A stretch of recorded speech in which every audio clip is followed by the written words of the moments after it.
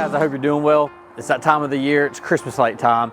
It's a service that we get really excited about. We really have a lot of fun doing this. It's something that we enjoy a lot.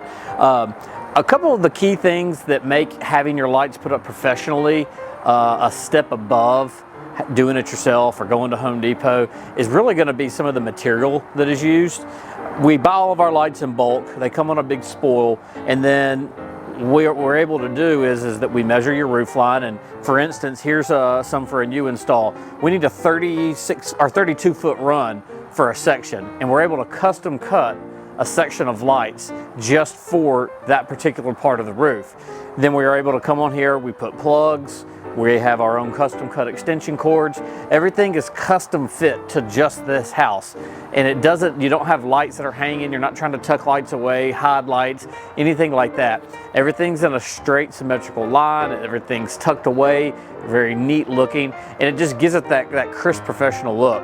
Another real big thing is going to be the bulbs. These aren't your normal everyday bulbs that you can go buy at Walmart or Target or Home Depot, Lowe's, anything like that.